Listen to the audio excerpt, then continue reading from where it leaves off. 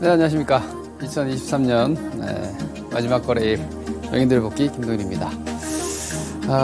오늘은 올해 시장을 한번 정리를 하고 그리고 현재 내년을 바라보는 시장에서 우리가 어떤 부분들을 한번 살펴봐야 되는지 이런 정도의 움직임을 한번 보도록 하겠습니다. 자, 올해 시장은 우리가 2022년 이후에 상당한 긴축에 대한 스트레스가 좀 컸던 장세였는데 올해 이제 7월로 금리 인상은 끝났죠. 미국의 금리 인상은 끝났어요. 그 부분이 사실 금융시장을 장악하고 있었다고 볼 수 있습니다. 여러 가지 전쟁이 이어지는 요인들도 있었고 여러 대내외적으로 많은 이슈들이 있었지만 제가 생각할 때 실질적인 주식시장의 가장 큰 이슈들은 이런 것들이었다라고 보는 것들을 한번 체크해 보겠습니다. 일단 2023년 한 해는 피봇 기대감.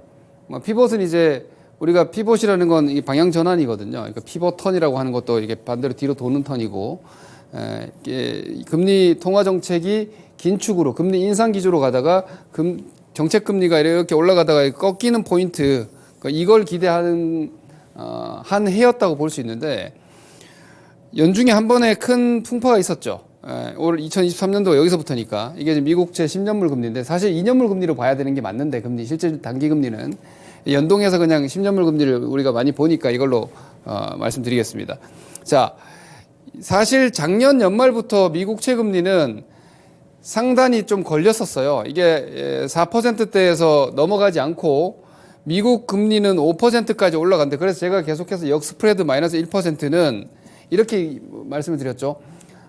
실질적으로 미국채 금리는 인상해서 5%가 돼 있지만 결국은 내릴 거잖아 라고 시장 금리가 밑에서 기다린 거예요. 4% 밑에서. 어차피 내릴 거 아니야? 라고 했던 게 올해 상반기였습니다. 올해 상반기에는 이 금리를 조만간 피봇이 나온다라고 기대를 하면서 미국 금융시장이 강했던 거예요. 그런데 8월 달에 이 4% 금리가 위로 뚫려버리면서 고금리 장기화 그리고 미국의 채권 발행액 자체가 더 많이 나오면서 미 국채 금리 혹은 장기 채권 시장이 난리가 났었죠. 그러면서 추가적으로 금리 인상 우려 내지는 고금리 장기화 우려가 나오면서 채권 쪽에서 엄청난 투매와 마진콜이 발생되면서 아시다시피 10월 달까지 시장이 단기적으로 상당히 또 불안정했던 움직임이 나왔어요. 그리고 11월 FOMC를 기점으로 이제 피봇을 오히려 거의 공표하다시피 하는 이런 내용들이 나오면서 다시 금리가 쭉 떨어지고 미국 금융시장이 크게 급등하는 양상이 있었죠. 이런 움직임이었고 이제 이게 2024년도에는 저는 어떻게 보고 있냐면 이제 피봇은 이제 기정사실화 됐어요. 이제 금리 정책은 완화 구간으로 들어간다고 볼 수 있는데 중요한 건 이제 실질적으로 이게 3.7%대까지 내려왔으니까 지금 5.5잖아요. 그러니까 이게 지금 또다시 역스프레드가 2% 가까이 벌어진 겁니다. 그러면 시장에서의 인식 자체는 이만큼 금리 내릴 거잖아 어차피. 그리고 또 여기서 기다리기 시작하는 거예요. 그러면 경기가 이렇게 빠르게 내려가려면 경기가 나빠야 되는데 만약 경기가 나쁘지 않은데 이렇게 내리는 거면 이게 인플레이션이 잡혔기 때문에 내리는 건데 저는 디스인플레이션으로 이렇게까지 내린다고 보진 않아요. 금리를 이렇게까지 내리는 건 분명히 경기 쪽에서의 크랙이 생겨야 됩니다. 왜냐하면 정채권자들의 입장에서는 시장이 충분히 버텨낼 수 있는 정도의 수준이라면 이렇게까지 강하게 금리를 내릴 필요는 없어요. 왜냐? 카드를 계속 가지고 있어야 되니까. 그죠? 예, 정책 카드를 가지고 있어야 되기 때문에. 제가 이전에 볼커를 최초에 언급하기 전부터 제가 이런 얘기 했죠. 볼커라는 사람이 있었는데 그가 예전에 했던 말이 이런 거다. 인플레이션은 그냥 금리를 올려버리면 무조건 잡힌다. 하지만 경기 침체는 잡기 힘들다. 이렇게까지 언급을 했었던 걸 말씀드렸죠. 그러면서 파월이 볼커 얘기하면서부터 인플레 잡으려고 금리를 막 올려버린 거 아니에요. 근데 실제로 경기 둔화에 들어갔을 때는 카드가 통화 완화적 카드밖에 없기 때문에 그 카드를 빨리 소진해버리면 안 돼요. 그래서 경기가 꺾이지 않는 상태에서 2%까지 금리를 내릴 걸로 기대하는 건 이거는 어폐가 있는 겁니다. 뭔가 모순적이에요. 다시 말해서 제 생각이에요. 저는 연착륙을 기대하면서 시장이 연착륙을 기대하면서 금리는 이렇게 내려와 있다. 이건 말이 안 된다고 봐요. 연착륙이면 4%대 정도에서 유지가 되는 게 맞는 거예요. 그래서 금리가 더 내려가는 상황이라면 분명히 경기가 빠르게 둔화되는 요인이 나와야 돼요. 그러면 우리가 생각해야 되는 내년도 경제 상황이나 주식시장 환경은 2024년은 뭐예요? 경기에 대해서 주목해야 되는 상황이 되는 거죠. 그동안은 뭡니까? 나쁜 뉴스가 좋은 뉴스였어요. 다시 말해서 경제 지표가 안 좋으면 이걸 이제 피벗 신호로 인식해서 시장이 올라갔죠. 네. 이제는 이게 이게 이제 끝나간다는 거죠. 이 구조가. 그러니까 배드 뉴스 이즈 굿 뉴스였던 이 로직이 깨지는 상황이 2024년이라고 봐야 돼요. 그럼 2024년도에는 경기가 나쁜 시그널을 보내면 어차피 피봇은 기정사실화 됐기 때문에 조금 더 빠른 금리 인하로 인한 상승은 없을 거라는 거예요. 제 생각은. 항상 보면은 과거의 과도기적인 실질적으로 첫 번째 금리 인하를 하는 시점까지는 그 경제 데이터가 나빠지는 데 대한 데미지가 들어왔어요. 왜 이런 현상이 생기냐면 초보자분들도 많이 계시니까 주가는 이건 여러분들 이거 모르면 주식 투자하면 안 돼요. 주가는 PER 곱하기 EPS예요. 이게 주식의 이익 산정 구조이기 때문에 이거를 여러분들이 이해를 하지 못하면 못해요. 그래서 이 EPS, 자, 이 PER이 이게 돈이에요, 돈. 이거 우리가 멀티플이라고 합니다. 이게 유동성이에요, 유동성. PER이. 그리고 EPS는 뭐냐? 이거는 실적이에요. 경기는 여러분 어디에 들어갑니까? 여기에 이게 경기예요. 경기가 나빠진다는 건 EPS 전망이 나빠진다는 얘기예요. 주가 내려가는 거예요. 그렇죠? 돈을 풀면 어때요? PER이 높아지는 거야. 돈을 많이 푸니까 멀티플이 높아지는 거니까. 그러면 돈을 풀면은 주가가 올라가고 이익이 좋아지면 주가가 올라가는 거예요. 자, 지금 돈을 풀 걸 기대하면서 아직 돈을 안 풀었는데 주가가 먼저 올라왔어요. 그러면 이익은 지금 고정값이잖아요. 근데 경기가 나빠진다 그러면 얘가 까먹는 거잖아. 그럼 주가가 어때요? 돈은 아직 안 풀렸는데 주가가 먼저 올라왔다. 근데 이익이 감소한다. 주가 다시 내려와야죠. 그리고 주가 내려오면 다시 돈을 실제로 풀면 주가가 다시 올라가는 거예요. 돈을 다시 풀면 주가가 올라가면서 다시 기업 실적이 올라가는 거예요. 그럼 주가가 더 올라가는 거예요. 이렇게 구조가 가는 거거든요. 근데 지금은 이익 전망 상향이 아니라 유동성에 대한 피벗 기대감으로 올라온 거기 때문에 사실은 뭔가 구체적인 데이터가 올라온 게 아니에요. 꿈으로 올라온 거고 기대감으로 올라온 거지. 실제로 유동성이 풀리지도 않았어요. 단기적으로 유동성 풀린 거 있어요. 이따 보여드릴게요. 하여튼 이런 부분이었는데 이게 24년도에는 조금 다른 프레임으로 바뀐다라는 거 이해하고 보실 필요가 있겠고, 그리고 이제 종목 업종들로 보면 실전적으로 보면은 에코프로에 15배 광풍이 있었죠. 상반기에 7월 26일까지 여기까지. 자, 얘 10만 원 하던 에코프로가 150만 원 갔어요. 그것도 하나, 둘, 셋, 넷, 다섯, 여섯, 6개월 만에 거의 역대급입니다. 시가총액 코스닥 시가총액 2위 종목이 에코프로 비행까지 하면 코스닥 시가총액 1, 2위 종목이 15배, 6개월 동안 15배 올라갔어요.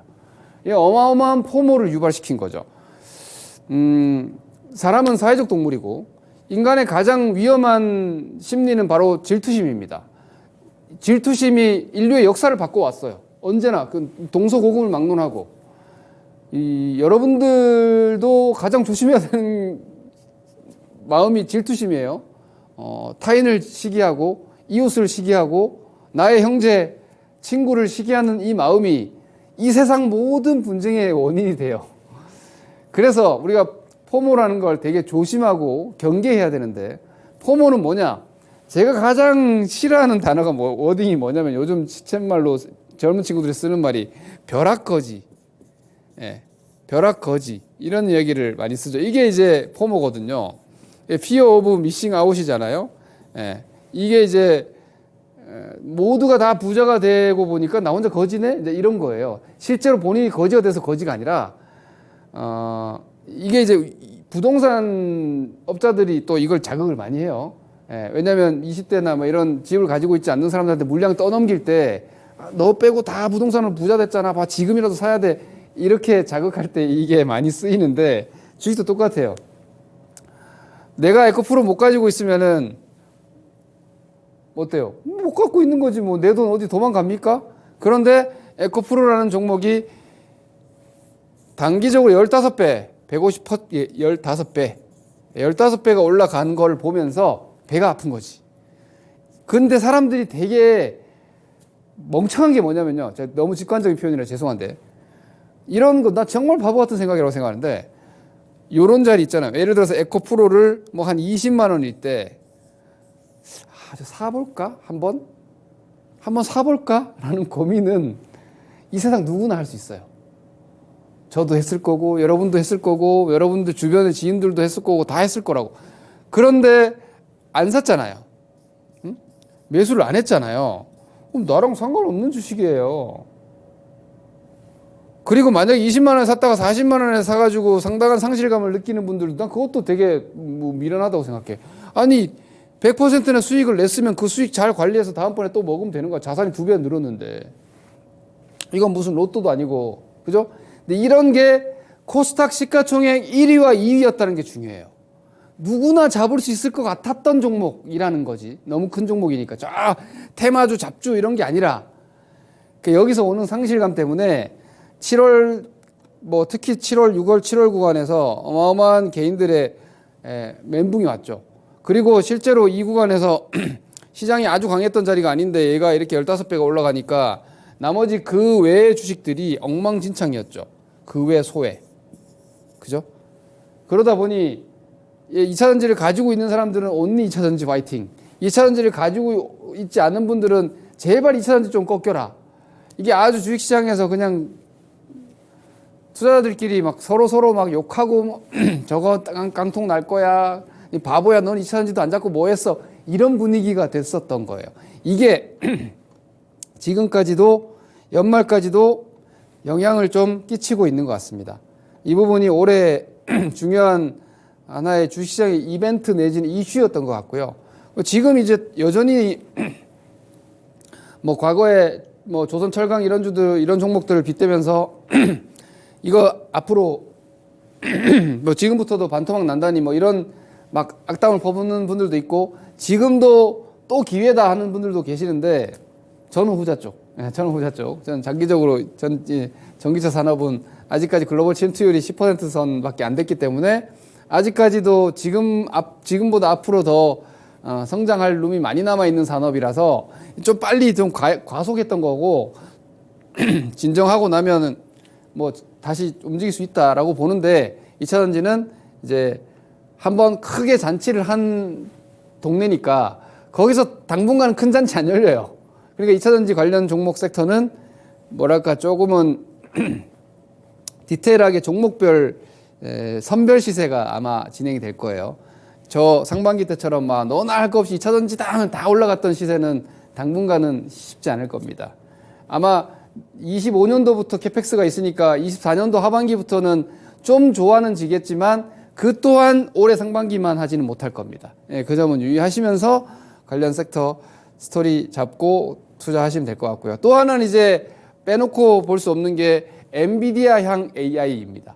이게 여러분 잘 이해하셔야 되는 게 이 AI의 촉매는 분명히 엔비디아의 이 실적이었습니다. 5월 말에 엔비디아의 서프라이즈로 인한 급등이었습니다. 엔비디아가 글로벌 시가총액, 미국 시장에서 시가총액 막 7위권, 8위권 있는 종목이 단기간에 막 30%씩 폭등을 하면서 추가적으로 이렇게 랠리를 펼치면서 AI라는 산업이 이렇게나 부가가치가 높고 생각보다 이쪽에 대한 투자와 수요가 많구나. 이걸 확인한 이벤트였죠. 근데 공교롭게도 2차전지가 7월 달에 정점이 나왔는데 5월 말 6월부터 AI가 시장에 본격적으로 자리 잡기 시작하면서 약간 선수 교체가 됐죠. 그러니까 2차전지 쪽에 몰려있던 단기 유동성이 AI 쪽으로 분산되는 양상이 되면서 이 압력이 더 약해지는. 왜냐면 지들 혼자 가던 시장이었는데 강력한 반도체라는 우리 시장의 공룡이 들고 일어나면서 2차전지가 좀 약해지는 요인도 됐어요.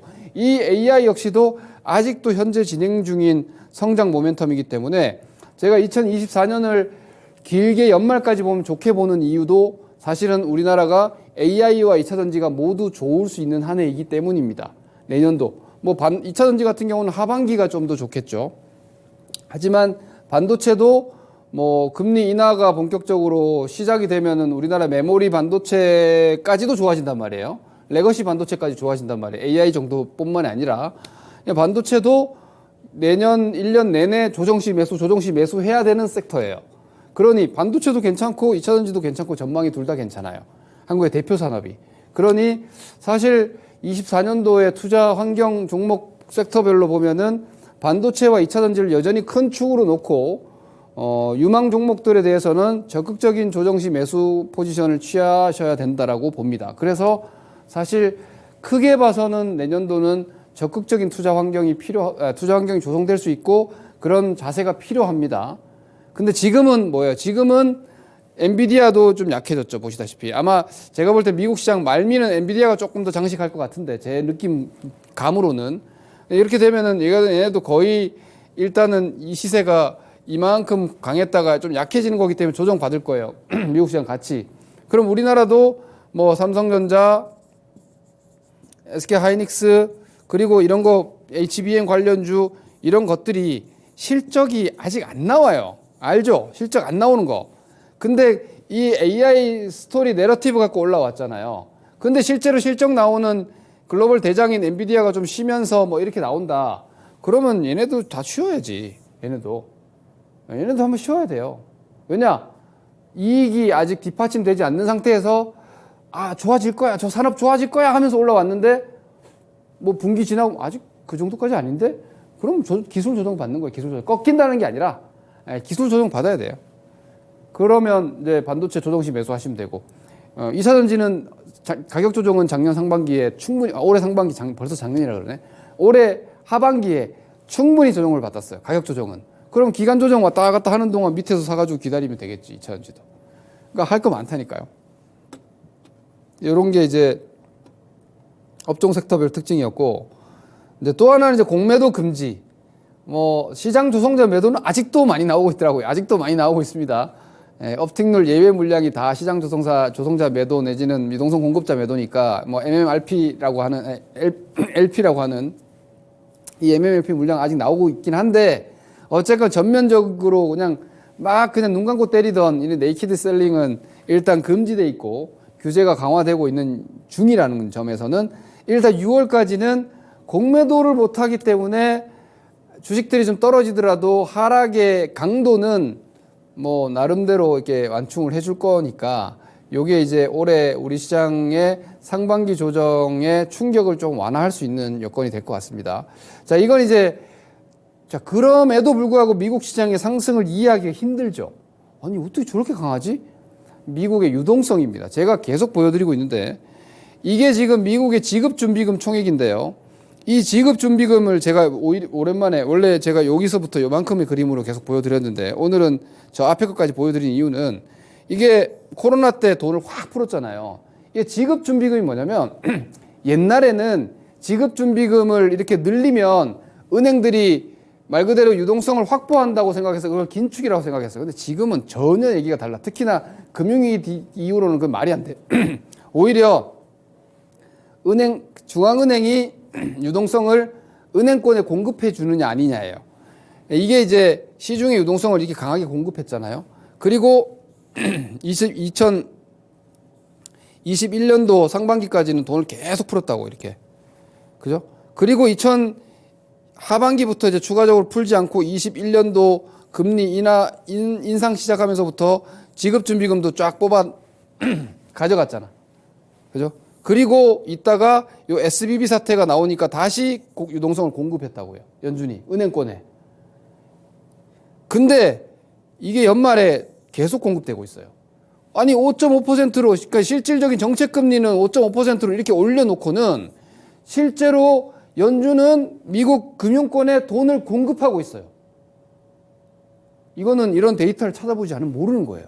근데 액면적으로 FOMC에서는 5%대 금리를 유지를 하고 있고 뭐 이러고 있으니까 지금 긴축 아닌가? 아니에요. 돈을 풀고 완화하고 있었다니까. 그리고 여러분들이 지금 시장에서 막 금리 인하하면은 막 완화될 거를 기대를 하잖아요. 근데 이걸 주의해야 된다고. 그러니까 이게 제가 볼 때는 이게 함정이라고 생각하는데, 이거 아는 사람들만 아는데 제가 여러분들께 알려드리는 거예요. 이게 BTFP는 제가 지난번에도 말씀드린 BTFP가 뭡니까? 이게 바로 여기 3월달 여기가 SBB 사태 때 이게 이제 미국채가 박살이 나가지고 미국채로 인해서 미국 은행들이 자본 위험이 엄청나게 강해졌자고요. 이 국채 가격이 폭락했으니까. 그래서 은행들이 지금 다 망하게 생겼어. 그게 망했던 게 이제 SBB 사태고, 그 소문이 퍼지면서 온라인 출금이 쫙 돼버리면서 SBB 사태가 생긴 거거든요. 야, SBB 사태 유동성 위험이 왔대. 지금 자본 건전성 악화돼서 내줄 돈 없대. 해버리니까 돈을 갑자기 온라인으로 다 모바일 출금해버리니까 유동성 부족 사태가 생겨버렸잖아요. 그래서 자산이 없는 게 아닌데 미국채를 대부분 가지고 있는 미국 은행들이 미국채가 너무 폭락을 해가지고 자산 값어치가 막 급락해 있기 때문에 이게 부채하고 계산이 안 되는 거지. 내줄 돈이 없다 이런 소문이 퍼져버린 거예요. 그래서 이 BTFP가 뭐냐면 미국채를 완전 사회주의야 거의. 미국은 이런 거 보면 거의 사회주의 수준이에요. 아니 말도 안 돼. 채권이라는 변동 자산을 액면가. 예. 어차피 미국의 채권이니까 미국 중앙은행이 보증하겠다 이거예요. 액면가 담보로. 그러니까 아무리 만약에 뭐 10,000원짜리 채권이 폭락해가지고 지금 6,000원 돼 있어도 우리 10,000원에 담보 잡아주겠다 이거예요. 말이 됩니까? 자본주의 사회에서 말이 안 되잖아요. 근데 이걸 했다니까. 액면가 담보로 해서 미국 은행, 왜? 그래야 미국 은행들 안 망하니까. 미국은 금융위기를 겪었잖아요. 은행이 흔들리면 어떻게 되는지를 아니까. 그래서 그걸로 돈을 뽑아 쓸 수 있게 해준 거예요. 그 조달액이 지금 1,300억 달러인데 이게 지금 연말에 막 더 되고 있어요. 3월에 SBB 사태 꺼지고 나서 잠잠하다가 연말에 또 막 자금 소요가 좀 있다고 지금. 이게 약간 과잉 유동성으로 투자 수요가 있는 것 같아요. 여기가. 이게 뭐 진짜 엄청나게 유동성 위험보다는 이런 돈들이 지금 금융시장에 들어와 있다라고 봐요. 이런 게 이제 약해지거나 빠지면은 미국 시장 조정 나오겠지. 왜냐하면 지금 돈의 힘으로 올라가고 있으니까. 그러니까 실제로 정책금리하고 좀 다르게 가고 있는 양상이라서 이런 걸 좀 챙겨 보셔야 되는데, 이거를 여러분들이 뭐 찾아보셔도 됩니다. 영어로 구글링으로 찾아보셔도 되고, 제가 뭐 일주일에 한 번씩은 수시로 보여드리겠습니다. 그리고 이제 이 돈이 또 어디서 나오는지를 제가 볼 때는, 이 여갈피는 뭐냐면, 이게 21년도부터, 사실 이전부터 했었는데 21년도부터 되게 강하게 긴축하면서 나타났던 게, 이걸 뭐냐면 이게 환매 조건부 채권이에요.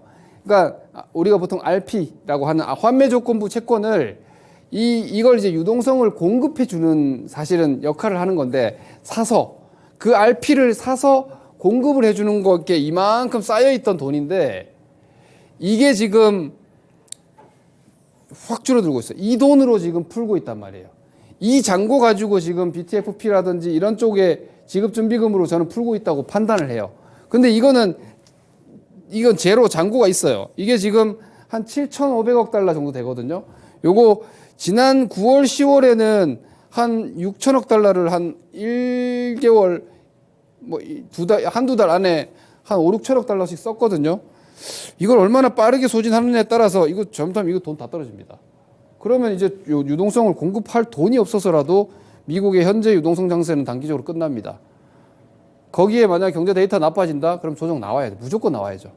그리고 올해 우리 시장이 좀 특이한 부분 중에 하나가, 지금 프로그램 잔고가 베이시스 너무 많이 벌어져 있어요.